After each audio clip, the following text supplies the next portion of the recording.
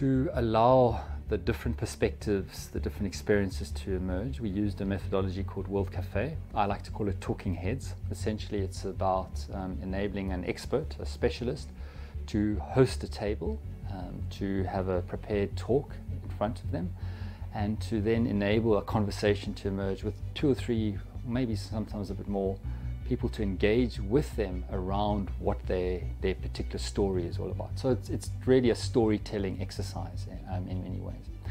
The focus was on resilience, to draw on the practice of resilience and resilience building, and so each person was asked to prepare something in terms of describing the work that they were involved in, to be quite specific about how it was building resilience for particular people, in the context of a particular place, against or for, and so the resilience essence was really drawn out. We also wanted to get something about the theory of change, how the logic of what they were doing was playing out, what they were doing, how it was different, and then if possible to talk a little bit about the impact. So in other words, were they making a difference? So those terms were used to guide each of the stories, but in the end, each person was really given as much leeway as they needed in order to convey what they had.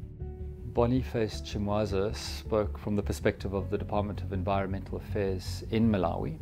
He's been really concerned to think around ecological resilience, but how then that translates into the resilience of communities.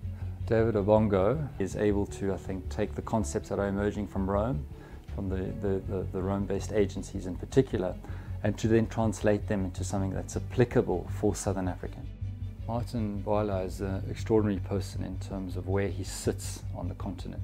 So NEPAD, what is soon to be known as the African Union Development Agency, or AUDA, has a particular role in terms of working not only with countries, member states, but also with regional economic communities, with the different structures, the different institutional arrangements across the continent in order to enable, facilitate development. And what he does is he looks at policy right across the sectors and has a responsibility of ensuring that there's coordination, alignment, not only in terms of those sectors themselves, but also in terms of the political mandates of countries themselves. And he is increasingly bringing a resilience lens into that work, into that body of work, and is working with his colleagues in the NEPAD offices in Midrand in order to stimulate that. Rapa Nalina from Madagascar FAO is increasingly working with resilience in terms of disaster risk reduction, early warning systems.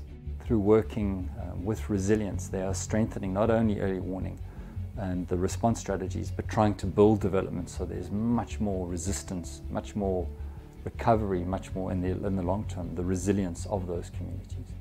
Nkobi Molila from Chemonics is currently heading the Resilient Waters program, which is concerned about not only the Okavango River Basin, but also the Limpopo River Basin, one closed, one open, and ultimately considering the resilience of these entire systems with a focus on biodiversity, on water stewardship, but also in terms of the institutions that are mandated to engage those areas in terms of building resilience, the resilience of the institutions, the way the institutions think and work with resilience, and ultimately the resilience of those systems.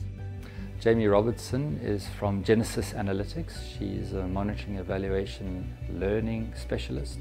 She has studied a great deal in terms of different frameworks, but she also has several years of experience in terms of practice through Genesis. And she's been quite central to the thinking in terms of Resilience Waters and the Resilience Waters program, in terms of how resilience is going to be monitored, how is it going to be evaluated, indeed through that how learning is going to happen.